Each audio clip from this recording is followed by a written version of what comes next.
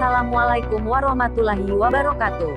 Jumpa lagi dengan channel Bismillah Sehat. Kali ini kami akan membahas sedikit tentang penyakit asma.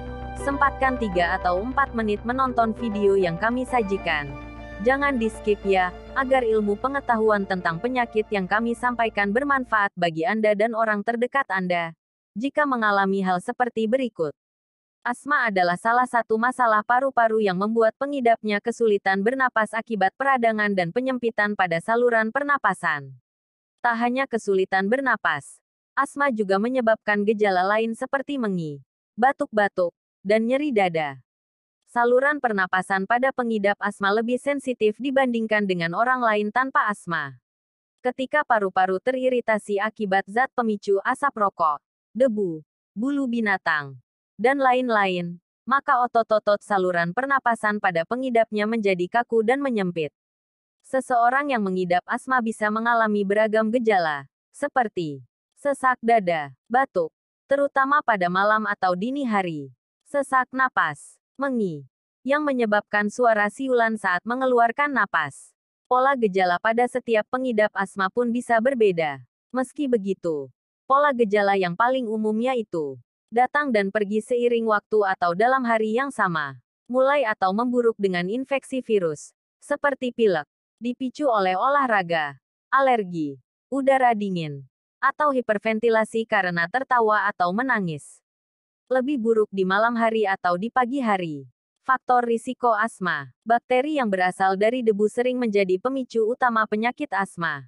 Bakteri tersebut bernama endotoksin yang umumnya berada pada perkakas rumah, terutama di kamar tidur yang menimbulkan gejala asma.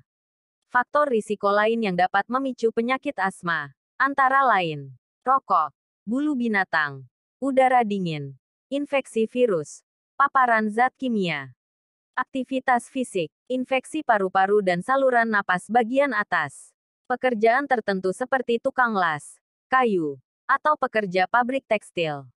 Emosi yang berlebihan, tertawa terbahak-bahak atau kesedihan yang berlarut-larut. Alergi makanan, seperti kacang-kacangan. Asma adalah jenis penyakit yang dapat menimpa segala usia. Kondisi ini paling sering disebabkan oleh debu, asap rokok, bulu binatang, udara dingin, aktivitas fisik, infeksi virus sampai paparan zat kimia.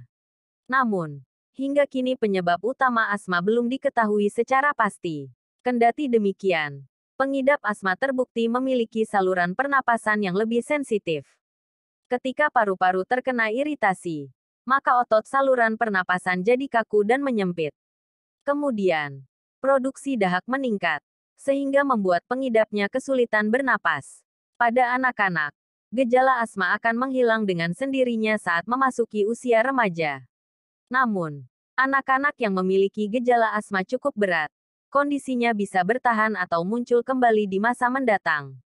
Di tahap awal, dokter akan melakukan wawancara medis anamnesis dan pemeriksaan fisik terlebih dahulu. Perlu kamu ketahui bahwa diagnosis asma didasari oleh gejala yang bersifat episodik. Gejala berupa batuk, sesak napas, mengi, rasa berat di dada, dan variabilitas yang berkaitan dengan cuaca. Untuk membantu menegakkan diagnosis asma, dokter mungkin perlu melakukan beberapa pemeriksaan penunjang. Contohnya faal paru dengan alat spirometer. Pengukuran faal paru digunakan untuk menilai obstruksi jalan napas, reversibility kelainan faal paru, variability faal paru, sebagai penilaian tidak langsung hiperresponsif jalan napas. Ada pula beberapa tes lainnya untuk membantu dokter untuk mendiagnosis asma, yaitu pemeriksaan arus puncak ekspirasi dengan alat peak flow rate meter, uji reversibilitas dengan bronkodilator, uji provokasi bronkus, untuk menilai ada tidaknya hiperaktivitas bronkus, uji alergi untuk menilai ada atau tidaknya alergi, foto torak, untuk menyingkirkan penyakit selain asma. Penyakit asma yang dibiarkan tanpa penanganan bisa memicu berbagai komplikasi, seperti masalah psikologis cemas, stres, atau depresi, menurunnya performa di sekolah atau pekerjaan, tubuh sering terasa lelah, gangguan pertumbuhan dan pubertas pada anak-anak, status asmatikus, yaitu kondisi asma yang parah dan tidak dapat merespon dengan terapi normal. pneumonia, gagal pernapasan, kerusakan pada sebagian atau seluruh paru-paru, kematian. Ada dua hal yang perlu dilakukan dalam pengobatan asma, yakni meredakan gejala dan mencegah gejala kambuh. Oleh karena itu, pengidap asma perlu disiplin menjalani pengobatan dengan dokter agar asma tetap terkendali. Di samping melakukan pengobatan, pengidap asma juga harus menghindari dari hal-hal yang memicu kekambuhan. Biasanya, dokter merekomendasikan inhaler sebagai pengobatan saat gejala asma muncul. Namun, penggunaan inhaler juga berpotensi menyebabkan efek samping bagi pengguna. Apabila terjadi serangan asma dengan gejala yang semakin parah, meskipun sudah melakukan penanganan dengan inhaler maupun obat, maka perlu tindakan medis di rumah sakit.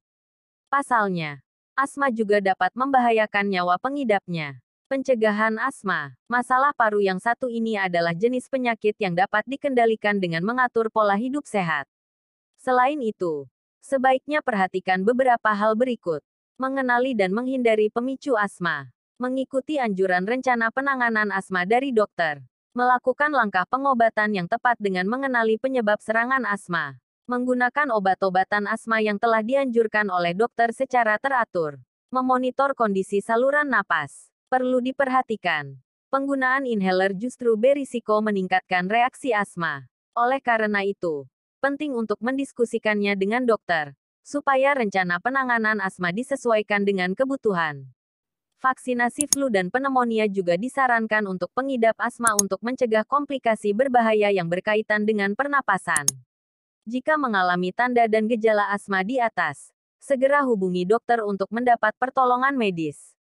Penanganan dini bisa membantu menghindari komplikasi asma yang bisa mengancam jiwa. Terima kasih sudah menyimak info dari Bismillah Sehat. Tunggu info selanjutnya. Tentu dalam tema yang berbeda. Semoga bermanfaat bagi Anda dan keluarga.